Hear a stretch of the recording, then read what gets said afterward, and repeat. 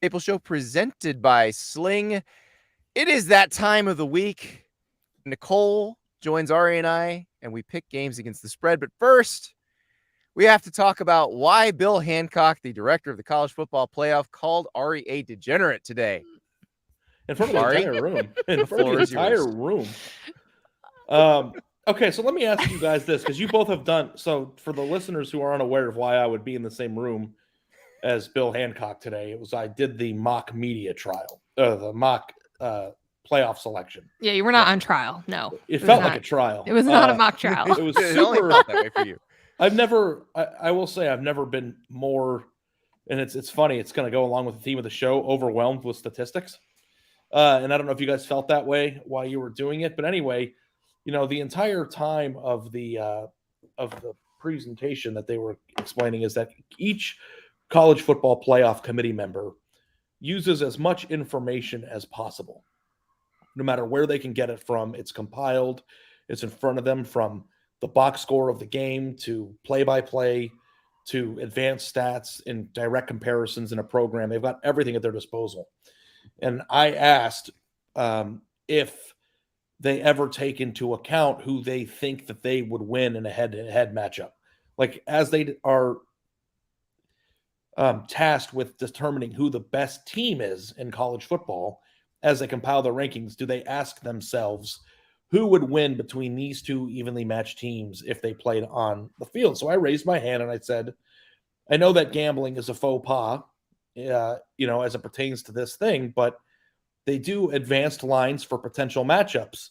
And in the art of mathematical, data, is this something that anybody in the committee has ever used to help determine who they think might win in a hypothetical matchup to determine who's a better football team?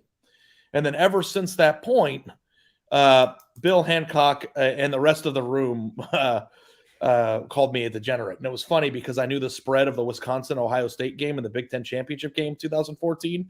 And Deuce McAllister said, you either have a problem or a lot of time on your hands, and it might be both. The entire beat writer covering one of the teams in that game. It's not that unusual that you know the spread. Yeah, and that's what I told him. But you wonder how you got labeled a degenerate. You're referring to a spread from a game from 2014.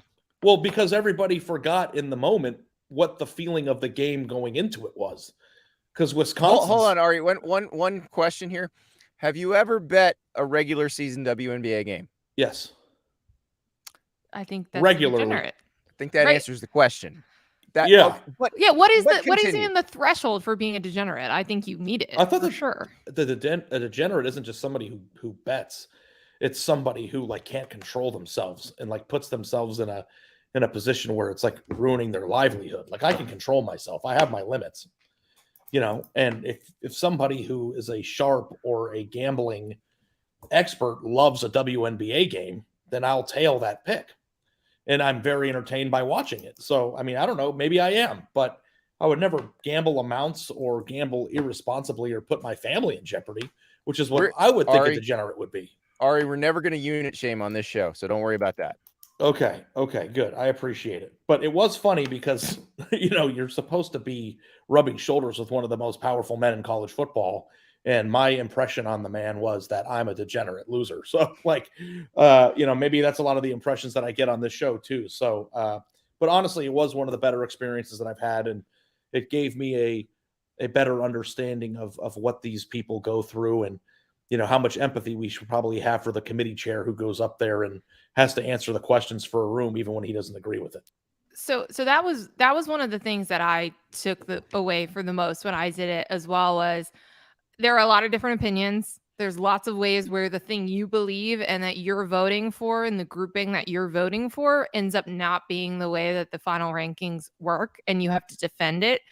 I also think it's cool to go through because you can see the way that the data is used and can be manipulated. This is something we talked, or at least Ari, I know we were talking about it a little bit before you went into this experience, but this is how you can see how Cincinnati making the playoff was everything had to align, because the way Right. that the metrics are set up, like they definitely lean towards Power 5 champions and Power 5 schedules. And so like you can Because the sort of strength of see, schedule is kind of stacked against people, and that's a main metric, because if you play in a non-Power 5 conference, then you have no shot of having a good strength of schedule, which is a huge talking point in that room. yes. And like the way that they group the data is like defaults to stuff that Yes. Power 5 teams have. So it's very interesting. But again, it's cool. You see all the data that's at your fingertips, but you can also see how they come to some of those agreements, or when they say like this team isn't even close, and you're like, oh yeah, I can see how you could easily, like the way that the things I value are not what the things the committee and their data value. And the thing that is interesting, Nicole and Andy, that I didn't quite realize until today was that I never filled out a top 25 on my own at any point in this process. And people think, well, they should reveal everyone's individual ballots. And it's like the way that voting works in the group pods that they do, 3, 4 at a go by time. threes. You don't ever fill out a top 25. Yeah. So like, I don't even know what my top 25 from the day was, but it is certainly like you're in a vacuum over and over and over again, only analyzing, 3 or 4 teams at a time. So sometimes when you see a team directly behind a team that it beat, everybody's thinking, oh my God, that's a direct, message from the committee. So it's like, they probably weren't even in the same pod. And it just worked out that way. I remember when I did it, we did the first 2 pods so quickly. And so that would be the 1 through 6. And I was like, wait a second, we just picked the playoff? We have to do this again because this happened too quickly. Well, yeah, and that's the same thing too. We did the 2014 season. So I was joking with everybody that I had to wipe my brain because I was a beat writer for the national champion that year. And I thought going into this that we were going to have a huge debate about Ohio State, TCU, and Baylor, because that was the whole thing at the time. And we got through that in 10 minutes. Nobody was like, what the hell are we doing? Everyone was just like, we know what's going to happen. And part of that's probably because we all know how the season played out, which made it challenging. But also, like, the biggest debate that we had was where we should put Marshall in relation to LSU, which is, in the lower 20s or upper teens. So the one challenge with the mock is, and it was a very enlightening process, is you don't have the feeling of living the season week to week when you do it this way. You look at a 10-year-old season, you look at the stats, and these teams don't have life to you because you didn't watch the games. You forget where we were from a week-to-week basis 10 years ago, or what we thought about these teams then. So to be able to go through the season, starting at Halloween, and the committee chair's first name is Boo, which is going to be amazing in October. That'd be NC State Athletic Director Boo Corrigan. Yes, and he made a joke about that, and it was funny. And by the way, that man has the perfect temperament to be the chair. Yes. I don't know if you guys have ever talked to him, but he's like, I want to go get a drink with that guy in Key West. Like, that guy knows how to handle the room. So, that job is so hard because you really can't say anything, and you have to say it in a nice way so that people don't get that mad at you. But you also don't want to give everyone a new piece of ammo, like game control and some of these phrases that like they accidentally body clocks, and then we kind of just all latch onto them. Eye test. Well, eye test exists as part of the thing.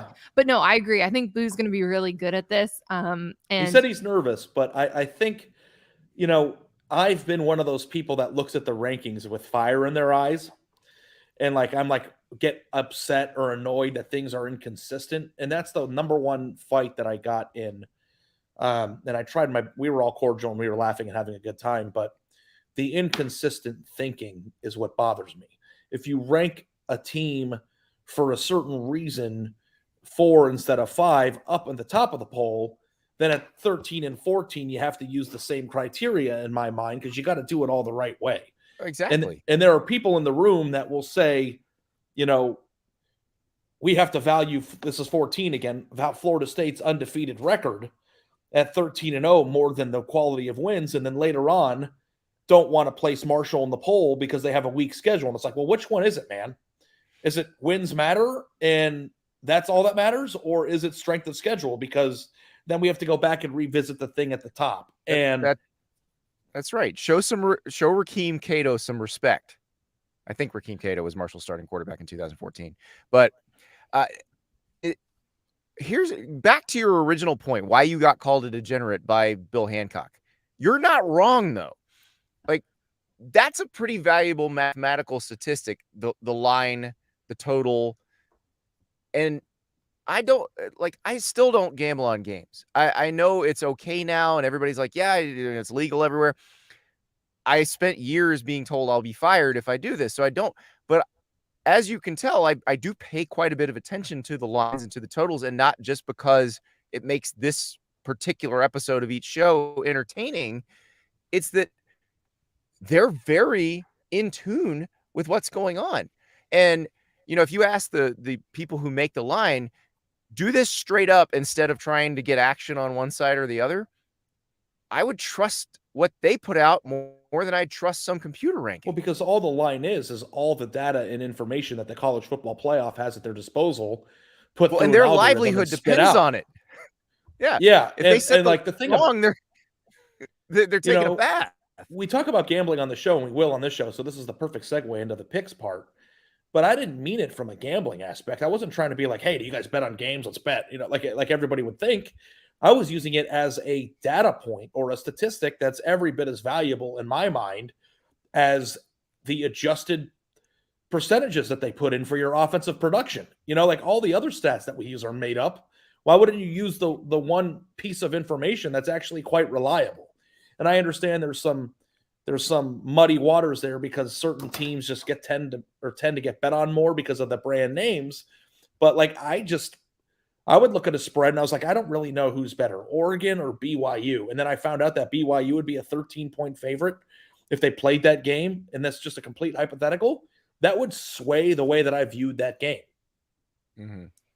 Yeah, I think it makes it more interesting. And we're going to talk about a lot of these because we've got to get into the lines. First, though, we got to talk about what to watch for presented by Sling. I'm going to go with the game Ari is covering this week, and not just because KJ Jefferson came on the podcast this week, and not just because if Arkansas beats Texas A&M, I have to get a mani-pedi. I know what you're saying. Wait, Nicole, to. Yeah, I would like to go back on this. How did that become a punishment?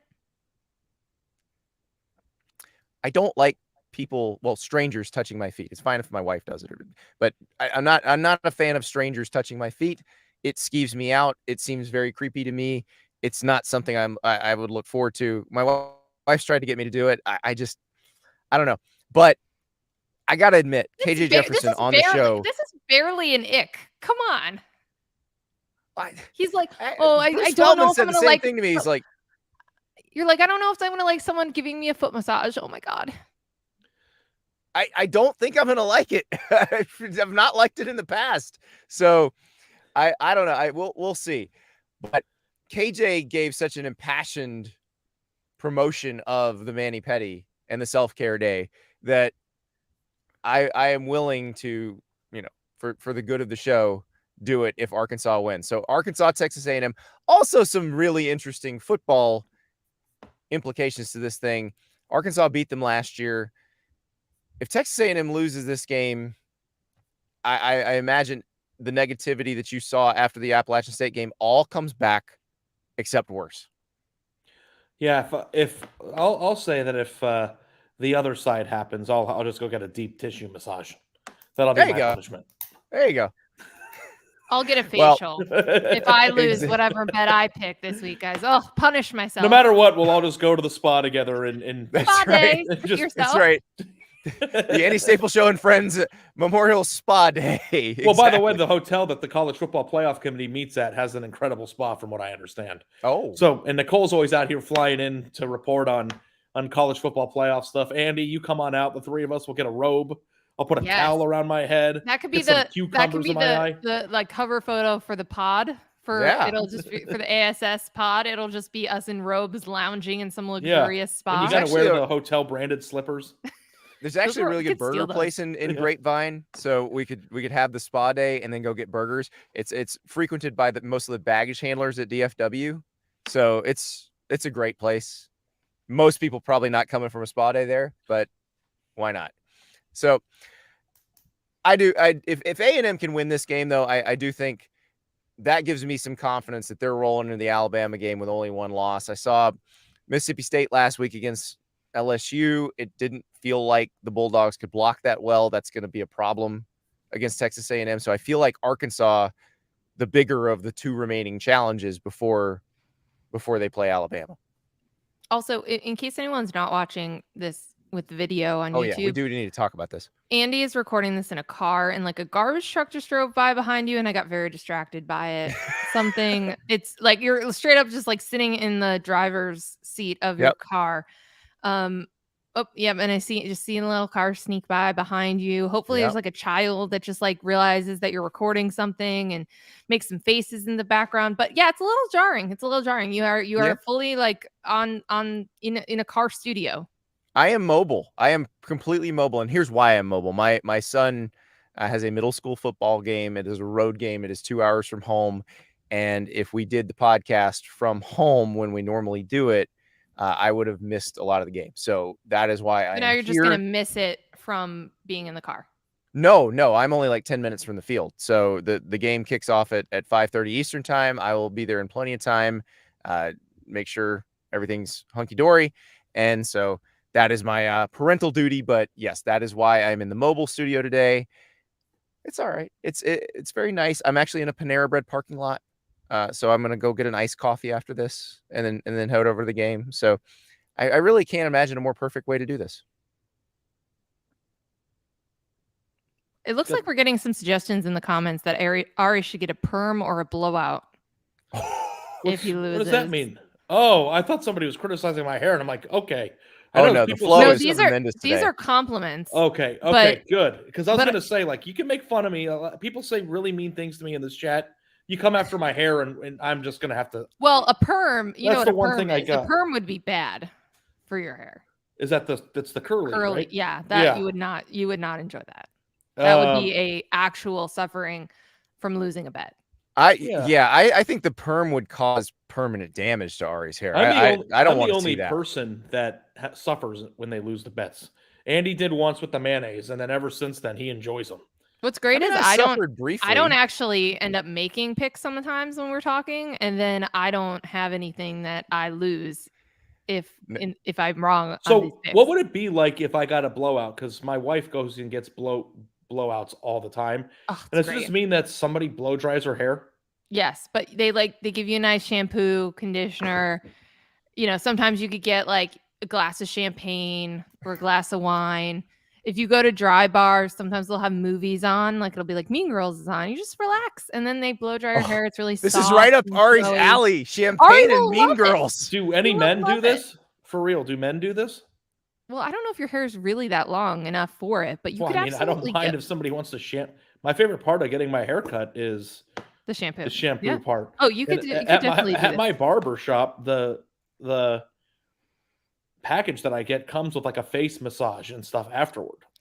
I'm a big treat yourself person. Ask them if they could do a equivalent of the blowout. Yeah. I should do that. If you lose a bet, you should get pampered. I know, right? Our friends at the Solid Verbal, I don't know if this is Dan Rubenstein or Ty Hildenbrandt doing this in the chat on the YouTube stream. Ari's hair is so A+ that Silvio Dante wore a wig on The Sopranos to replicate it. And really, it does look like Silvio Dante's hair. It actually usually does. It's like, and if that is Dan, guy comes after my hats and now he's coming after my hair. Like, what do you want me to do, Dan? Do you want me to just shave my head? He's living rent free in your head. He wants you to be a different person entirely. Yeah. I think that's kind of what's happening. Dan is absolutely living rent free in Ari's head. It's beautiful. He crawled up inside there, making fun of Ari's hats, which are all from luxury hotels, and then it became a thing. There was a text chain. Ari's like, "What do I do? That is why Ari gelled up his hair so nicely today. No, it's because he saw Bill Hancock and everyone at the CFP mock today. That's true. He can't be wearing a Wynn Casino hat while he's at Bill Hancock's house. I'm not allowed to acknowledge sports betting shows up at a casino. I'll do my best to be less to work on my hat game because I don't want to send any unintended messages about my my status in life, you know.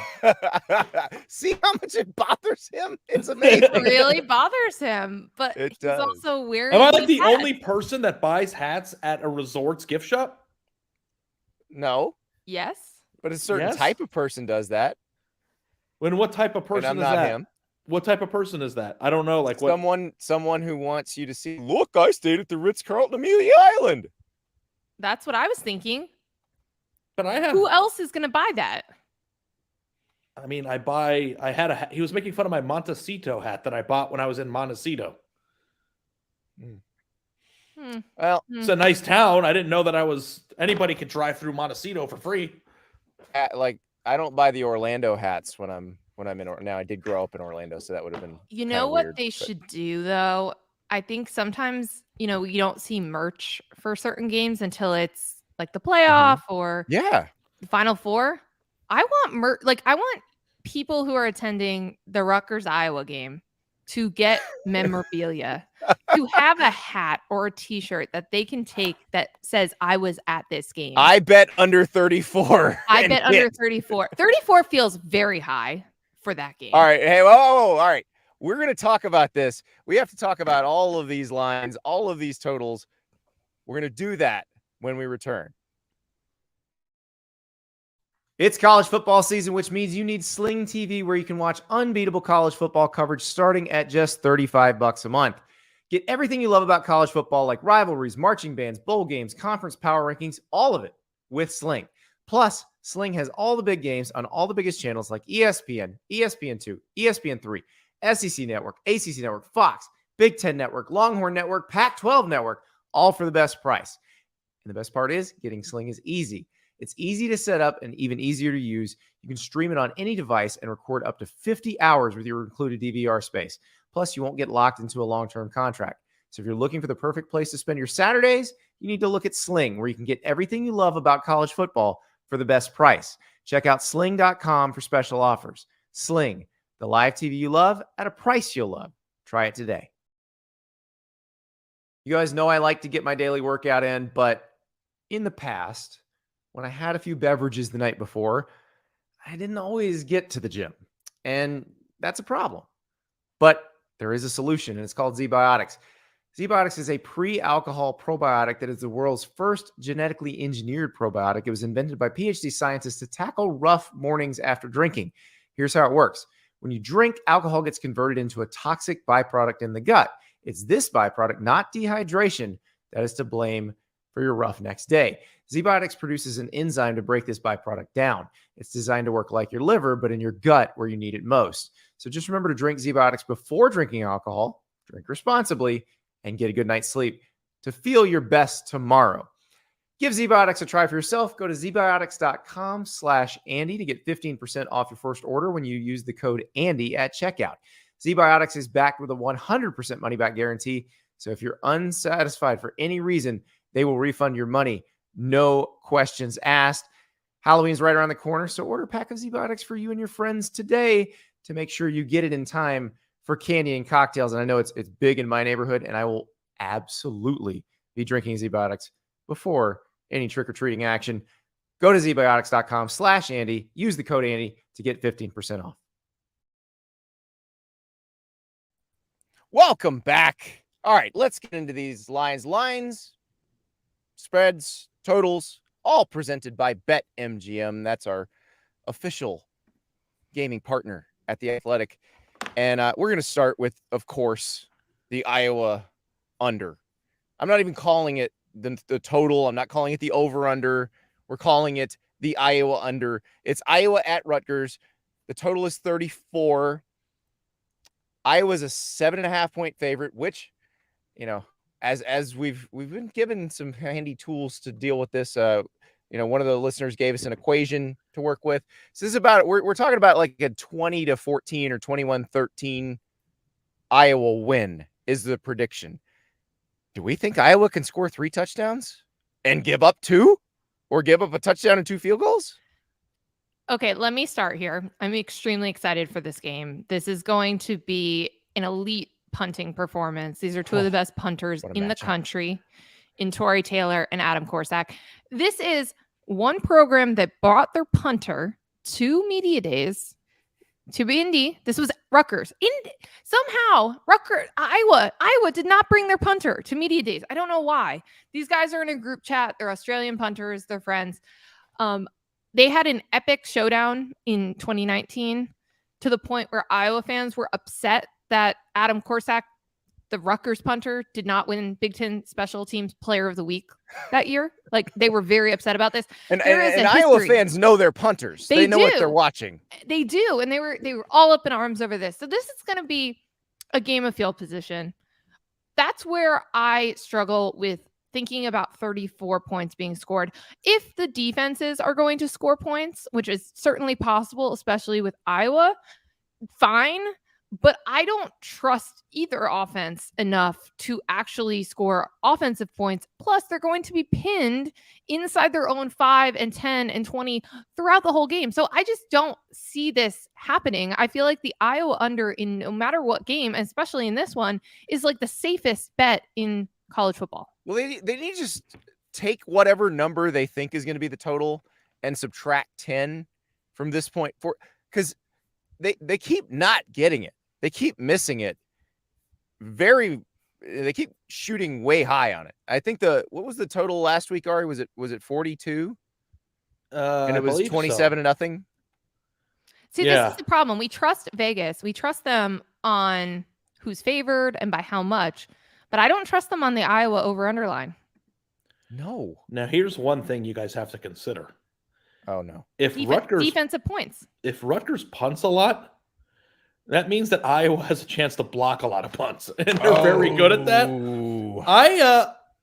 I'm on the over here, guys. I just at 38. 38? It's 34. 34. I mean 34. I mean, sorry. Yeah. I mean, come on. You this game could be 21. No right? Iowa team has hit 34 yet this season. You watched the 7-3 game, right? I mean, they're going to get their money back. Okay. In Vegas, you keep playing. The longer the worse you're going to do. I will say they're going to get their money back. Their totals are going up. The total in the first game was 10. The total in the second game was 17, and the total in the third game was 27. So maybe Ari's right. Maybe that's trending upward. And aren't they getting 2 scholarship receivers that are like getting healthy now? They were back. Yeah. Were. And they Scott Doctorman wrote a story about how there's hope. I don't know if he just had to do it so that the fan base stuck in there. He's just tired of them yelling at him. Like, I don't know, man. That is a really.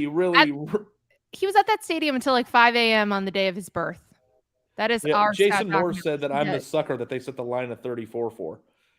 I've seen projections of the score that is like 25-15. People are yelling at you in the live chat as we're recording. I can't. Let me just put it this way. I've been doing this long enough to know that there's no outsmarting them. You think you're outsmarting them, but they're going to get you. And if you keep betting into a trend that you think they're not getting, trust me, they're getting it. Replace them in that sentence with Kirk Ferentz, and that's where I am on this. Yeah, and honestly, like, let's just be honest. If the final score is 13-3, like, okay, I don't know. Here's the problem with this show. You're using logic to try to explain the Ferentz family and their relationship with offensive football. I don't think logic applies here. Here's the problem, too, that the people who listen to the show, I have to say this, I've been thinking about it a lot. And we do it a lot because we pick the games and stories on The Athletic every week. And gambling isn't meant to pick 20 or 30 games a week the way that we do. So in my real life, I would never bet this at all. But since we are forced to, in a fun way, bet these games, I'm just going to tell you what side I would lean if I were actually to place my money on it. And, Iowa overs are out of style, but like eventually I'm going to be right on one, right? Boy, eventually I'm going to be right on one. That's how they built those casinos. Do you have any idea how gratifying it would be to be right on an Iowa over? I imagine. So let's talk about an over machine. Although I don't know if this game, I didn't see. I have to look up the total. I'm more interested in the point spread. Notre Dame at North Carolina. Now, at one point on Wednesday, this game was a hook, and I want to say Notre Dame was favored by a hook, but now, as we're recording this, North Carolina is a 1.5 point favorite. This is going to be Drake May against probably the most competent defense he's seen all season. We know Notre Dame can get after the quarterback, but can Notre Dame's offense make North Carolina's defense look like it has looked all season? Because that could be a shootout. If Notre Dame can't score in this game, there's no hope. No, there's absolutely no hope for them if they can't score. So this is the second to worst Power 5 defense. Nebraska's is worse. But yes, absolutely. This should be the cure for the Irish offense. Andy will be the one to tell you when Florida A&M was moving the ball up and down the field on North Carolina. Texting me. I was losing my mind. Yeah. He was hammer texting me. I was like, what is going on here? Oh, I like the phrase hammer texting. Hammer I like text. that. I thought he was going to say I was hammered. I was going to be like, no, I wasn't hammered.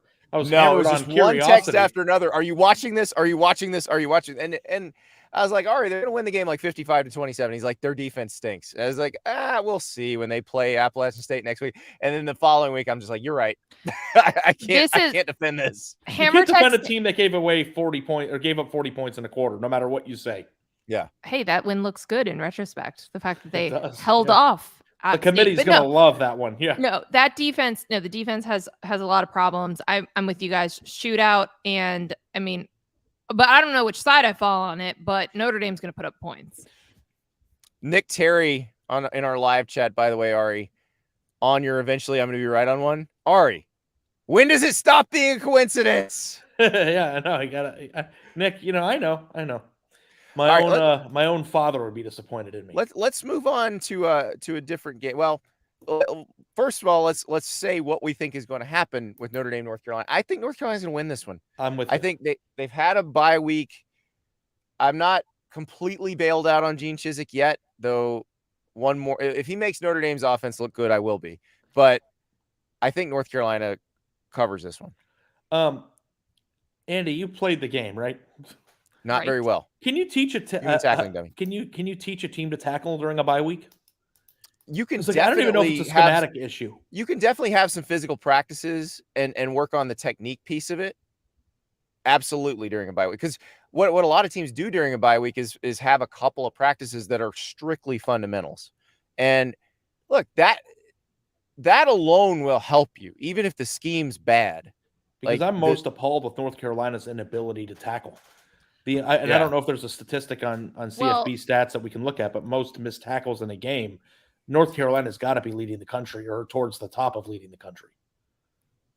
I'm going to take the Irish to be different, and because I don't trust North Carolina's defense, not because I trust Notre Dame's offense, but because I want to be on the other side of this, and it can't be that bad for Marcus Freeman's first year. It's already kind of in like the worst case scenario start. So it gets so bad if they lose this game. Right? I'm going to ask you guys a question that's going to sound offensive, but I don't want it to be.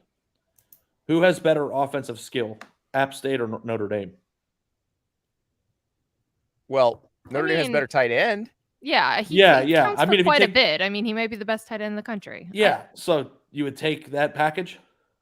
I would. Okay. Yeah. Because if you take the tight end out of it, and I know that's not the way the game works, but what about pretty good offensive line? What about receivers and running backs? I would take their offensive line over App State's, and I would take their running backs. So yeah. I think they got it. They got a shot to score some points in this game, unless North Carolina has dramatically improved. On to another game that I'm really interested in, because I want to see Michigan against a team with a pulse. And Maryland has looked quite frisky this year. They started off 3-0. They just beat SMU last week. They are a 16-point dog at the Big House. Michigan has just been destroying people. But look at who they destroyed. I am super excited for this one too. Not because, I think Maryland's defense is necessarily going to stress JJ McCarthy too much. Although, again, they've played such a non-conference schedule. That's I don't even know what is worse than a cream puff, but I do want to see Michigan in a game where it is closer and that I think this is going to be, fairly high scoring because Talia is really good and Maryland has a lot of talent at the skill positions. So I think it's a good test for Michigan's defense. And I think that not being in a 50-point victory is going to be good for JJ and the offense and Blake Corum and everyone else to try to just sort of figure out where they are. This is not nearly the challenge that will be the next week when they go into Kinnick. I think Michigan covers, but I do think that Maryland's offense is legit. Like, this is going to be one of the better offenses in the country this season. I feel like we kind of do the song and dance with Maryland every year, where they score No, a bunch they're of better. points. No, they're better. The Are they? SMU win is a good win. I know. said that before that Iowa game on a Friday night, and then that just Okay, well, that blew was up in my face. Yeah, but that was also a weird game. What's really Right, interesting? it was a lot to of me about- turnovers. Yeah. 7. I mean, that was the worst football. That was the night my daughter was born. We were watching that in the hospital room, and I was like, am I a bad dad? Like, I mean, I'm 2 hours into this thing. Do you remember the spread of that game also? Yes, it was 17. And you want to know why I remember it? Because I was less rich when I left the daughter house. was born. Yeah, I had less money. Wait, did you actually place a bet while your wife was in labor? I did 2 things while my wife was in labor. The second my daughter was born, I bought her a share of Berkshire Hathaway. Okay, that's cool. Just like I always want to have that tax lot of like, I bought her one share of stock that is always going to be like, I bought that when you were born. Okay. And then later on, once we were moved into the other room, I bet the Maryland game. Yeah. What side? Maryland. It was awful. Oh. Okay, well, this is just residual. You're just scarred from that I'm experience. not scarred. It was and you're saying Bill Hancock was wrong. Yeah, that you're not a degenerate. There was also a Bengals game that night too. The NFL game was the next night, and I bet on that. So you're too. saying you don't trust Maryland? No, I'm not. I don't trust Maryland because every year I feel like their first Big Ten game is a complete. Like, here's the thing that is inexplicable about Maryland. I've never understood. Like, everything that you said about them is true. That SMU win was great. Their offense clearly puts up points. They've got great offensive skill. I like their quarterback. But when Maryland gets their ass kicked in the Big Ten, they get their ass kicked. If you go look at the scores, the 2019 team beat Syracuse, number 21 in the country, on September 7th, 63-20. And then they played Penn State on September 27th and lost 59-0. And then you go to the 2021 season and they start out 4-0. They beat West Virginia in the opener. You think, oh, that's a good win. Then they play Kent State. Then they lose to Iowa, 51-14. Like, whenever they play the upper echelon Big Ten East teams, they don't just lose. They lose by 100. Some of those games were a Friday night issue, I think, if we're looking for parallels and things that come across. They play badly on Friday nights. I'll say that.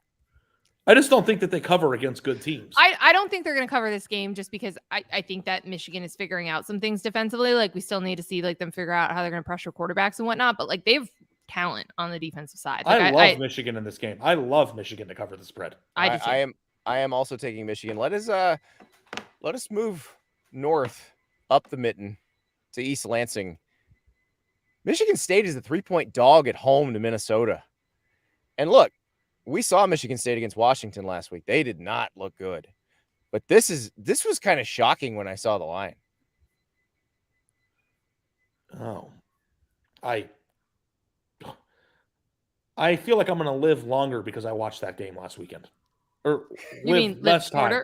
Yeah. It took some time off your life. That was, I mean, honestly, Michigan State managed to turn a football game into non-enjoyable experience. Yeah, do you know how hard that is? It was one of those where, like, I think we were on the show being like, wow, so surprising. Washington's favored. Is that surprising? Maybe not. The narrative around that was surprising. But yeah, I mean, Michigan State just got exposed. I mean, they were clearly, overinflated a bit from their success the season before. I like Minnesota. I think Minnesota might win the West. They haven't played anybody either, like similar problems with Michigan. But I just think that they seem to be the most well-rounded team in the Big Ten West. And I know Michigan State isn't, but I just like them. I think they're coming into this in a good place. This is basically their only tough crossover game. They avoid Michigan. They avoid Ohio State. They don't have Iowa and Wisconsin until the end of the season. It's a big opportunity for them. I think you're coming on the road. You're coming off of, again, they've been rolling through the non-conference. They've got balance in the pass game. The running backs have been really good. They're obviously replacing Chris Ottman-Bell, so they're going to have to figure some stuff out in the pass game. But I just think they're a really balanced team, and I like them. I think they might be the best team in the West. So I'm going to ride with the Golden Gophers here. Yeah, Mo Abraham averaging 22 carries a game and 7 yards a carry. Like they're built for the schedule they're playing. They really are. I think this is going to be a pretty good team this year. And we said this before the season. I think Scott Docterman put us on Minnesota pretty early as a potential Big Ten West champ. And I'm with you guys. I'm going to take them this week. I was like for Minnesota to win the Big Ten West too, right as this coaching carousel starts. Can you imagine pay up again? Could you imagine the row the boat people meeting the 6 high-profile vacancies people, and it like happening all at the same time with this podcast? This is going to be an insufferable podcast in December if that happens. Well, this is already an insufferable podcast. Yeah, have you guys? I mean, literally, you're making bets about SAT prep and math, and you got to tease it, live Andy. on the air. You got to tell them it's coming for me today. I got a math question later. We got a math question for Ari later. Yep, it's already queued up. I just wanted to correct myself. Obviously, Minnesota is going to Penn State. Thank you to Lester in the comment section for pointing that out. I think before the season, thought Michigan State would be the tougher opponent. Now I've totally changed that. I've reset my expectations on Penn State. I think that is a more challenging game for Minnesota. However, they're still avoiding Michigan and Ohio State. Still breaks well. They can lose that game and win the West. Yes. I'm not worried about that one. All right, let us move to the SEC. Actually, we're going to pause for a second. Then we will go to the SEC. We'll be back after these words. We're going down to the plains. We're going to figure out if it's going to get real weird real fast. Imagine having one extra day every week, more time to cook healthy meals, work on that novel, or just binge some really good TV. Heck, I might just do laundry on that day so that I don't have to worry about it the other days. That sounds perfect to me. Now it's all possible with ClickUp, the productivity platform that'll save you one day a week on work, guaranteed. ClickUp began with the premise that productivity was broken. There were too many tools to keep track of, too many things in entirely separate ecosystems. There had to be a more productive way to get through the daily hustle. ClickUp is the one tool to house all your tasks, projects, docs, goals, spreadsheets, and more. ClickUp is built for teams from 1 to 1,000 plus. It's packed with features and customization options that no other productivity tool has, so you can work the way that you work best. Whether you're in project management, engineering, sales, marketing, or HR, ClickUp has easy-to-use solutions that create a more efficient work environment. Join the more than 800,000 highly productive teams using ClickUp today. Use the code ANDY to get 15% off ClickUp's massive unlimited plan for a year, meaning you can start reclaiming your time for under $5 a month. Sign up today at clickup.com and use the code ANDY for 15% off. That's clickup.com and use the code ANDY. Hurry, this offer ends soon. These days, every new potential hire can feel like a high-stakes wager for your small business. You want to be 100% certain that you have access to the best qualified candidates available. That's why you have to check out LinkedIn Jobs. LinkedIn Jobs helps you find the right people for your team faster and for free. I got out of college in the Internet 1.0 era, and we didn't know how to connect like this. There were jobs out there that I didn't know about that I'd probably been great for, and I'm sure the employer would have liked to have known that there were some people like me out there. Well, now you have that capability. It is so easy to create a free job post on LinkedIn Jobs, and then you add your job and the purple hashtag hiring frame to your LinkedIn profile to spread the word that you're hiring. Simple tools like screening questions make it easy to focus on candidates with just the right skills and experience so you can quickly prioritize who you'd like to interview and hire. It's why small businesses rate LinkedIn Jobs #1 in delivering quality hires versus leading competitors. LinkedIn Jobs helps you find the qualified candidates you want to talk to faster. Post your job for free at linkedin.com/Andy. That's linkedin.com/Andy to post your job for free. Terms and conditions apply. That's linkedin.com/Andy. Welcome back. We're headed down to SEC country, and this game not really for anything near the top of the SEC, but could be the most interesting game in the SEC this this is a weekend. sicko game, Andy. Call it what it is. No, well, it's a sicko game. It's also a potential coaching carousel game. Missouri, 7-point underdog going to Auburn. Brian Harsin on the hottest of seats. We knew this already. They tried to fire him in January. We knew this was going to happen at some point. But the question is, when is it going to happen? Logically speaking, if we just go by probably Vegas spreads, you're probably talking about after the Georgia game. But if Missouri beats them this week, I don't see why they would wait. Yeah, I think that makes a lot of sense. Missouri is not very good. They're not playing very well. And this would be a tough one. I mean, I think we were all on alert last Sunday of coming out of the Penn State win, the way that Penn State beat them at home, that it could have happened then as well. So I think it's really any given day at this point. And, this is already a scenario where the athletic director who hired you is out. There was already a very well publicized power struggle and a push to get you out in the off season. I mean, there's just not much of a leash left. And so I think that's absolutely correct. I don't really have much faith in Auburn. I Tank Bigsby is the one player trying to will them to a win, and that's about it. Well, the thing I thought would happen is that defense would at least carry them a little bit, and they got manhandled by Penn State. Now, that doesn't mean they'll be manhandled by Missouri, because Missouri is not as good as Penn State, and it's not even close. But I expected that defense to be able to hold up against quite a bit of the talented teams on the schedule. Penn State is among them, but I don't know. They're not as talented as Georgia. They're not as talented as Alabama.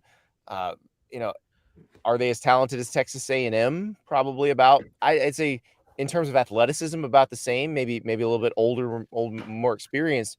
But I just really thought that Auburn's defense would play better and would not get physically dominated. And that's the part that scares me. Now it feels like they can lose to anybody. So Yes. If you simulated this season for the rest of the year 1,000 times, how many out of 1,000 would Harsin have his job at the end? none. Why not? No. So that's what I don't understand about this whole timing thing. Well, it's and the this writing's one, on the wall here, guys. and this isn't one where the buyout changes on October 1st, like we were talking about Scott Frost, which ultimately didn't end up mattering. They still said, nope, we just can't do it, even though we could save $7.5 million for 3 weeks. Yeah. Unbelievable. Well, I think Auburn wins this game. I do not know if Auburn covers this spread. I would take Missouri. I think they cover. I don't know if they went outright, but I think they cover. I mean, I think Nicole's onto something there. Did you watch Auburn's offense play last week? I did. It was pretty bad. Attempt to play? It was pretty bad. So I think there's some pride there. I don't think they let it happen this week. So we shall see. Speaking of it happening this week, Florida is a 10.5-point underdog at Tennessee. Tennessee looks like the better team this season, but we've seen this story before. Remember, Tennessee has beaten Florida exactly once since 2005. Florida has not been the better team all those years. This is one of those kind of break the mental hold kind of games, because by all accounts, Tennessee should win this game, should win it. I don't know about easily, but it should be a giant party. College game days there. Neyland Stadium should be rocking. Like, everybody should be going for a swim in the Tennessee River after this thing. But it's still Florida, and it's still Tennessee, and I've watched a lot of Florida Tennessee games. It's a lot of points for the typical Florida Tennessee game. How I imagine this. It's a lot of points for the Florida Tennessee game. It's a ton of points. Tennessee's been pretty unstoppable on offense, though. I think that's where some of it's coming from. I think Tennessee's going to win, but I'm taking the points. I watched Florida's defense have trouble with USF's run game last week. That does not give me much confidence. I mean, we also watched Tennessee beat Pitt by 7. Correct. So, I mean, and it's like a rivalry game, isn't it? Well, it's a weird rivalry, though. It's a weird rivalry where one team just completely dominates the other historically. So there's two different ways to look at that. That if they're going to break that streak or go against that tradition, you're either going to eke it out or you're going to blow them out. Like, there's nothing in between, because and it's sort of like, so I kind of want to lean, just to be different here, on Tennessee. Like, no question, pulling away enough that it's comfortable at the end so that you can't blow it. I'm curious to see what Florida does with Anthony Richardson. They're clearly not cutting him loose on the ground because they're scared he's going to get hurt. Their backup Jack Miller's out, and I think they're worried. I think that, they need him to get loose on the ground. I mean, that's what makes him so dynamic. Exactly. He throws better when they're scared of him running. So I don't know that they're going to be willing to do that though, because again, it's a pretty steep drop off if he gets hurt. So I think I still have a very hard time. Wait. We have the chat. The adult dating site bot is back. I just had to break in. It's back in the comment section. Welcome back, adult dating site bot. Chat 69 XYZ best adult dating site. Oh, we don't give it. Listen, if they want to add Nicole, they can pay for it. What is the? They're probably used to paying for it anyway. What's an adult dating site anyway?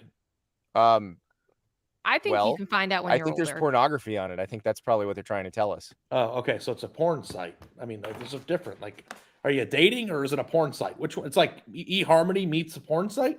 I think you're thinking about this way too hard, Ari. Yeah, I agree. I was just trying to have fun. I don't think we need to get all philosophical, Ari, about this. All right, this I think it's too many points. I'm going to take Florida to cover and Tennessee to win. I think it's too many points. I mean, when you think of, okay, I'm not going to keep going. Please don't. I'm still. He's still thinking about this. Yeah, because it's like you got to. We'll work it into an SAT prep question. Yeah, next week. Be more clear to your consumer what you are. It's like, are you eHarmony or are you a streaming site? I don't know what it is. I like taking the points. All right, let's go to the game. Wait, before you move on, Andy, real quick. So this dating. No, I'm kidding. When do you declare Tennessee is good? I don't know that it's after beating Florida, because they're playing. I think it's after if you beat Florida. And I don't know that makes them good. I'm not sure yet. Well, but it had Florida. Okay, I get what happened last year, and like Alabama almost beats Florida. We think differently about Florida. They end up firing their coach anyway. Florida has these roller coaster seasons, but like, don't you think that would mean something? I mean, there's still talent, there's still speed. Oh, absolutely. Good, like it's an SEC team, and it's a long-hated rival. I know some of the SEC teams aren't what they've been historically this year. But when you look at Tennessee's schedule coming up, they're playing Florida, then they go to LSU, then they're home against Alabama, then they've got UT Martin, which is a nice breather game, then back-to-back games against Kentucky, and then at Georgia. That is terrifying. Like, how many games they have to? They are in for the what they call the ringer. But if they get into the Alabama game undefeated, I think we can safely say they're good. Yep. And I think 9-3 doesn't feel out of the question at that point, and 10-2 is in play. Do they build a statue of Heupel if he goes 10-2? No, they expect him to win 12 games the next year and they get bad when he doesn't. Yeah. All right, I've seen this movie before. I know. We all have. All right, let's go. And then year 3 is when it becomes frantic. Yeah, exactly. Let's go to the game that you're going to be at, Ari. Arkansas, Texas A&M. Texas A&M is a 2-point favorite. This feels like a toss-up to me. We love KJ Jefferson. We appreciate him coming on the show. I get a Manny Petty if Arkansas wins. I'm going to take my 2 points and the Manny Petty. Okay. Yeah, this is kind of like, I'm excited to cover the game because no matter what happens, it's a good story. Heck yeah. And, Arkansas did it last year, but I feel like the more compelling thing is that A&M, if they lose, it's like a nightmare. Yes. And there's nothing you can do about it. What's more interesting to you if Arkansas wins? The nightmare that is A&M or the hot start that Arkansas is on? A&M. It's A&M because the problem for all these West schools is Alabama is at the end of the rainbow. And Alabama doesn't look perfect by any stretch, but they still look what happens, and they get better as the season goes on. So listen, I'm on A&M in this game because if they can't throw the ball against A&M, they can't throw the ball against anybody. You mean against Arkansas? I mean, yes, Arkansas. Sorry. Yes. Arkansas has been they have a ton of issues in their secondary, don't they? Yes. Don't they have the worst pass defense in college football right now, statistically? It's one of them. It's up close. And if you go look at what A&M has, ahead of them on the schedule, like if they can't pass against this team, then the path to 2-4 or whatever it was, not 1-5 anymore, but 2-4 is right there for the taking. Yeah, but open. here's the thing: like, what has given you, again, even against a terrible defense, but like, where do you get confidence that they can throw that their the ball quarterback with the looked more offensive? comfortable last week? That they had I another mean, the week of offensive line practice? is just a problem, though. Like, Is there a result in this game that could happen that I go to the Arkansas locker room? If Arkansas blows them out, no, because that's probably going to A&M because Arkansas wins on a last-second Hail Mary, something like that. You're going to the Arkansas locker room. It's cute that you think you're going to have locker room access. Yeah. No, I mean, it's like, I meant like session. To Sam Pittman's hey, do interview you know who I am? Okay. Yeah. Have you seen the hats that this guy wears? Do you know where I've been? Step into Montecito. You're letting me in the locker room. My hat. Into the Ritz-Carlton in Grand Cayman. Come on. Yeah. It's also funny too, because everybody who watches the show, just to go back on this hat thing, knows that like sports writers are slave to Marriott points. So it's like Ritz is a Marriott property. So if I've stayed in a Ritz, I probably didn't even pay for it. That's where I use all my Marriott points. Yeah, we talked about this. Yeah. Get the hat, Nicole. Be above. So luxurious. Although I will say, where do you stay on family vacations? The Red Roof Inn?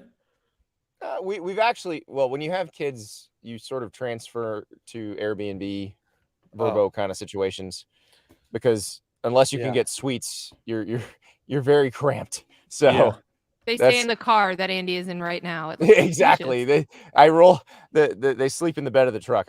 I just put a mattress back there. All right, guys, let's leave SEC country and head to a battle of undefeateds. Yes, I've been waiting. Maybe the best game in the country this year. Yes. Going to be watched intently by fans of multiple schools that will probably have job openings this year.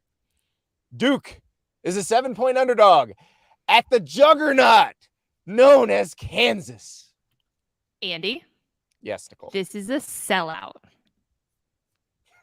While we've been recording on this, Kansas announced it's a sellout. Game day should have gone to this game. Wow. How cool is going that? to be bumping in Lawrence. I covered a Baylor-Kansas game one time in Lawrence. There might have been 2,000 people there by the end of the game. Remember last year when Kansas was trying to give away tickets? Their upset bid of Oklahoma. That's right. I think, first of all, it's just super cool. You guys know I'm genuinely excited for fan bases that, especially Kansas fans, have been the butt of the joke for years. You did a story on the lady who was knitting. Yes, I did. And that was the perfect epitome of where the Kansas football program was. But now they have something to be proud of. Exciting team. I think Kansas is going to cover. I like Duke. I spent a lot of time with Mike Elko. I read a lot of Mike Elko stories. So did Ari this offseason. But we had to coordinate our Mike Elko stories. We did. We had so much Mike Elko content on The Athletic this summer. We had to coordinate it. But I just think Kansas is further along in their build, what they are offensively. I think it's a cool matchup. Obviously, you see the Mike Elko imprint on Duke's defense. But I just don't think the offense is going to be able to keep up. I think Kansas covers. I think it's one of these. It's just a raucous day also in Lawrence. The knitting lady from Kansas isn't an indication of anything bad. I like the secondary activity while watching football too. Do you guys have a secondary activity? Watching another game? Yeah, I mean, I do crossword puzzles while I'm doing it. Oh, so I've sometimes do that, or like put on the spelling bee, the New York Times spelling bee. That one's the other word game, not Wordle, sparring with people on Twitter. I've been trying to mature about that. I've been really backing down on those. So on the knitting front, though, so actually, first of all, she was crocheting. I just need to be specific there because I knit as well. It's a good secondary activity because then you can't be on your phone and you can't be scrolling. So I actually highly recommend that because you're able to focus and do what you're watching while also being productive as a knitter. Because the crocheting is muscle memory, so you're still able to keep your eyes focused on the game. I like this. She also was not a football fan, was there because her professor was being honored and there was a weather delay. So that's why no one was in the shot there. Okay. So that was a very specific situation for Kansas football. All right. Should be studying for the SAT, Dominic says, during football games, but you probably should. Kansas looked nasty last week against Houston. Like that, there was nothing fluky about that. They looked Nope. awesome. Jalen Daniels is one of the most exciting players in the country so far this year. I am ready to see what they do next. Let us move elsewhere in the Big 12. Everybody's trendy pick, Kansas State, to win the Big 12, lost to Tulane last week. Now they're going to Oklahoma. They're a 13-point underdog. Chris Kleiman's Kansas State teams have played Oklahoma very well since he got there. But this is not a Lincoln Riley Oklahoma team. This is a Brent Venables Oklahoma team. Do the Sooners flex in this game? This one's hard. This is the hardest one of the week, I think. It felt like to feel passionate either way. Yeah, it felt like in the styles make fights universe that what Kleiman does did not work or worked very well against what Lincoln Riley did. But this is something different. And they're also coming off of a loss. Coming off of a loss helps you play a little looser too, probably. You don't come in tense because, if they would have won last week, you come in, and not that accounted towards the Big 12 race, but you come in like with that extra heightened sense of responsibility of like, people think we're going to be great this year. We need to live up to it, and then might play tighter. I don't know. I'm just trying to work, mind meld this one. Yeah, and again, I think like Oklahoma looked fantastic, but everyone's looked great against Nebraska. Like, again, it was nice to see things clicking offensively, but like that's one of the worst defenses in the country, if not the worst defense in the country. So I would say K-State's gonna cover. I think that's a big number for where I think these two programs are. I think Oklahoma wins the game, but I think the Wildcats cover. I think Oklahoma's gonna cover. I just think they're a little bit different now, and it's interesting watching them evolve under Brent Venables versus Lincoln Riley. They have not really been challenged yet. I guess Kent State leading them 3-0 late in the second quarter constitutes a challenge, but I'm curious to see what happens when they actually are. But I'm not sure this particular team is going to provide it. So we shall see. Let's go to Ari's favorite team. The Trojans heading to Corvallis as a 6-point favorite. Remember when girls used to do that like a few years ago in all their pictures? Oh, yeah. I think they still do that. Some of them There's a lot of peace sign going on. Yes.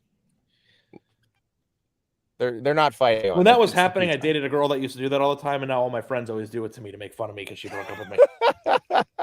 Yeah, but who got the last laugh? Huh? Yeah, I know. I won, but they always go. But I do that now. You got to do like the duck lip too. Oh yeah. I do find that when you turn the camera, Tyreek Hill should do that. When he's like running into the end zone as he's running it. I don't think you could see it through his face mask, but yeah, it definitely would work. This is one. First, Corvallis does weird things to teams. It casts a spell, but I do wonder, can Oregon State run on USC? We saw Stanford do it a little bit. USC's going to score. That's without a doubt. USC's going to score its points. Will we see a deal pop up where you got a Lincoln Riley Oklahoma game breaks out when they were playing a good team? I mean, let's just get to it. Is USC Oklahoma in your eyes yet? Yes or no? I think they're pretty darn close. Okay. Offensively, they certainly are. I want to send you a stat that I sent to my friend for no apparent reason earlier today. Okay. The amount of, and this is from a gambling writer that works at Caesar Sports. So hashtag not a degenerate. But it's just like the amount of action on Oregon State now, plus 6.5 to cover the spread at number 7 USC is insane. More money on Oregon State spread alone than any of the 16 NFL Week 3 games. Over 3 times more money on Oregon State spread alone than any other college football. They're on the Beavers. So what does that mean? Is that good or bad? The sharp money is on Oregon State in this game. All right. That's what do they know? What do they Turnover chainsaw it is. I mean, that's the thing. Like to me, and this is like I've been talking about this with Antonio Morales. Andy and I have been talking about this. It's like, is Oregon State just going to run the ball up their ass the entire game? And if they do, then they're going to cover the spread. But is this a USC I'm not team sure that wins you the game because USC's still going to score a bunch. Well, I mean, the point of the fact of the matter is you have to hold serve enough against USC. I think that if Oregon State is in this game, they could win the game. Then it completely changes my viewpoint, obviously, of USC. If USC goes out there and beats the crap out of them like Oklahoma would, then all of a sudden we are in play. Is this team a playoff team mode? Yeah, this is the Vegas sharps not necessarily believing in Lincoln Riley yet. They need to see it. Yes. And And the defense does not look great. They've got a bunch of takeaways, but it's sort of like, is that going to keep happening? Right. Are they is this team going to give the ball away? Like Oregon State seems to be a pretty disciplined offense. So also, can I just say that I'm frustrated with this one too, because I'm not going to be able to watch it. I'm going to have to find a maybe not so legal stream of it because I've never lived somewhere that's had Pac-12 network as part of my challenge. If you get Sling, you have the Pac-12 network. Maybe I'll have to do that to watch it because I have never been able to do this. And this is a 6:30 local time kick on Pac-12 network for a potential, in an ideal world, college football playoff contender, reborn USC team that is going to be difficult to watch. I cannot wait to fire up Sling and watch it on Sling. And by the way, this is the Andy Staples Show presented by Sling. I'm going to take but besides that, people are going to have a hard time watching that if they don't have Sling. I'm going with the Sharps on that. And then if USC wins by 35, I'm on USC the rest of the year. Yeah, if they win by 35, then you're on USC the rest of the year. You can send me your Venmo request. No, I've got a math problem for you, Mister. I'm going to give you an SAT. Here's a math problem.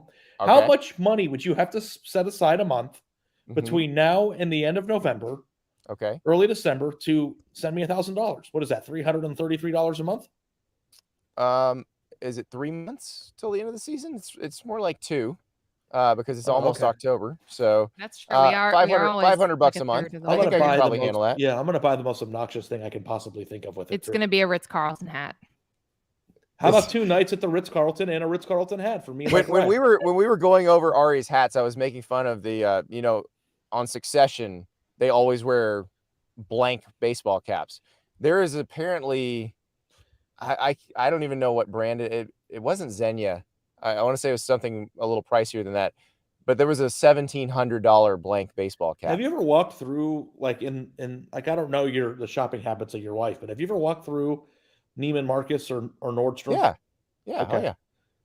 You think because like, you make fun of the $38 hat that you buy, but Ari, listen, I'm talking about a $1,700 hat, Ari, not a $38. No, I'm saying you're making fun of my $38 hat, but you go to Neiman Marcus, you look like and it's getting crazier and crazier and crazier, the fashion, trends, but you got plain black T-shirts in there that are $2,000, and it's like I don't know why people are doing this or what it is, but if it's a designer because they have more money than sense. I don't know. I mean, but yes, but Ari, you can reference bougie things. I've seen them at least more so than Andy. So don't worry, I'm here. I have a wife that likes these things, but a sensible wife that would never spend $2,000 on a hat that doesn't have a logo or anything on it, or would never spend $2,000 on a hat. Period. Like or a black T-shirt.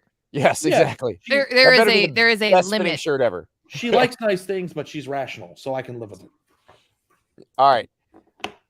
We go back to ACC country because we've only talked about one ACC team so far.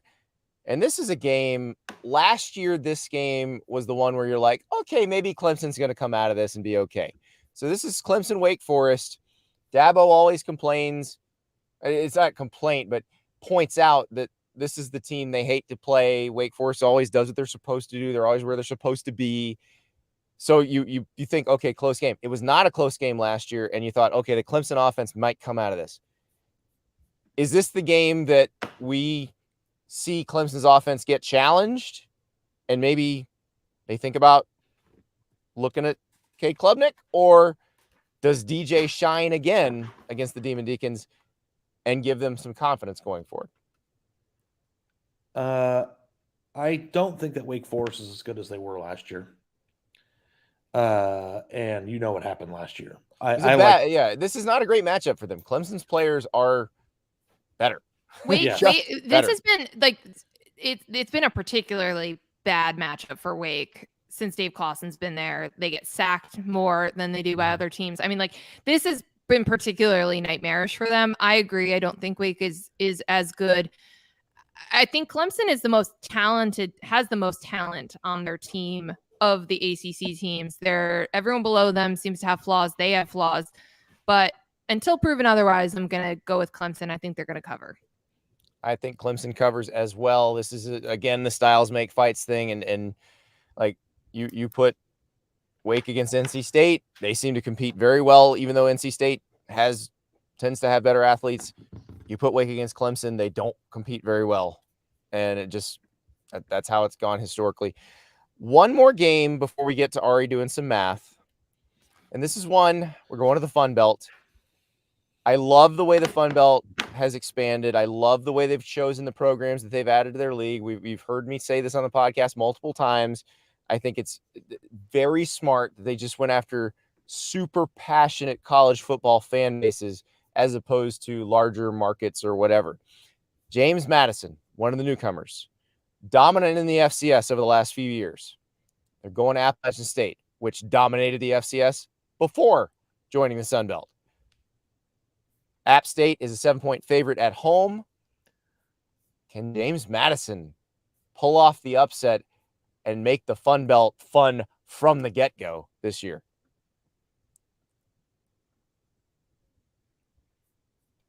Ari, I'm gonna let you smiling. go Ari's grinning. No, he's grimacing. He's grimacing. No, I think that App State got their clunker out of their system last week. Oh, okay. They won the Hail Mary. Holy Mother Meatballs Hail Mary. You know what? I kind of had this inkling that we are going to be talking about App State in 6 weeks, being like, God, I wish they didn't lose to North Carolina. I already wish that they didn't lose to North Carolina. Yeah, like it's they scored 40 points in a quarter. If they could have gotten that done, how much more fun would this season be? If you score 40 points and have that come back with the craziness at the end of that game and win on a Hail Mary and then like run the table, that would be one of the most magical seasons ever. I think App State's going to take control of this game. I do too. I love the Chase Bryce story. I love how many different lives he's had in college football. And it really does feel like there's something special, some sort of magic being bottled up in Boone. JMU this is their first season in FBS. I think they like same with App State, like they made the transition and they're going to do well with it. There's not going to be like a multi-year process as they ramp up for it. But this is still this is one of the standards of like the Sun Belt. This is an App State team that made that transition, is a few years ahead of JMU. And as we've just been outlining, playing really, really well.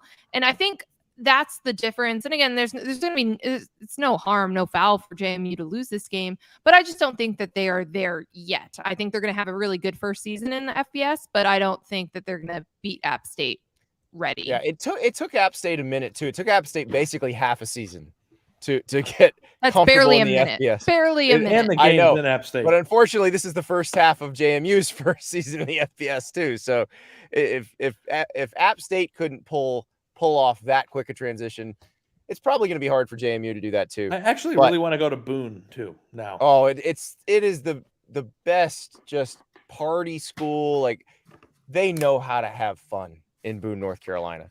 They know what they're doing. So maybe if you pass the SAT, Ari, we'll put you on a trip to Boone. You ready? That'd be great. Okay, it's time for a little Ari SAT math. By the way, Ari, you were talking about your analogies and your strength at doing analogies and how that might help you on the SAT. Bad news. Analogies have been eliminated from the SAT. Great. What? They feel like they don't really show any sort of aptitude for anything other than analogies. And so they felt like there was maybe a better measurement of kidding. They were there for a long time. We knew this. Yeah. Yeah, they felt like it might be a better measure of your verbal capabilities. Like found the one with the most letters in it. All right, but we're going to ask Ari a math question. This is algebra. I don't know if it's algebra. Do you even know how to read what you're going to show me?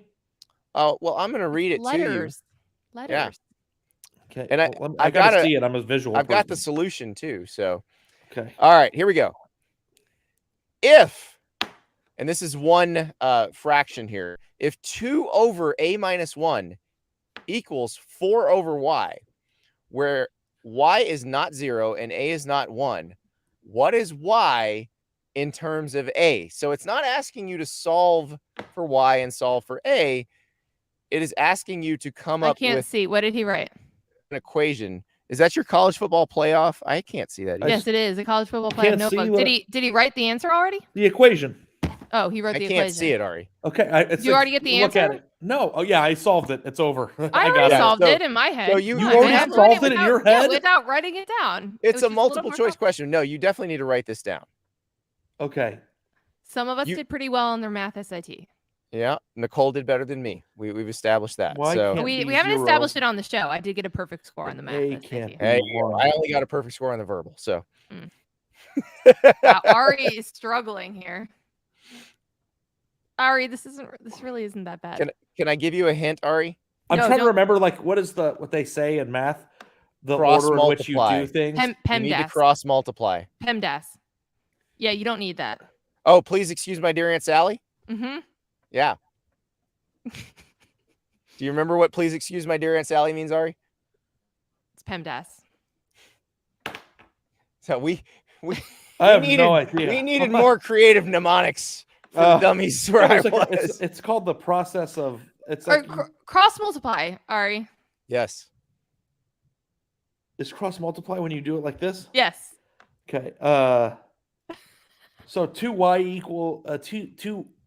equals 4a minus 1. Am I on the right track here? Not -1. You're getting there though. One Put times. parentheses around a -1. Oh, 2y equals 4 parentheses a minus 1. There you Yes. go. And then it'd be 4a minus 4, right? Yes. Yes. And 2y Yes. equals 4a minus 4. That's not it. Yeah. You got to solve for y. So let's And then get rid of divide that too.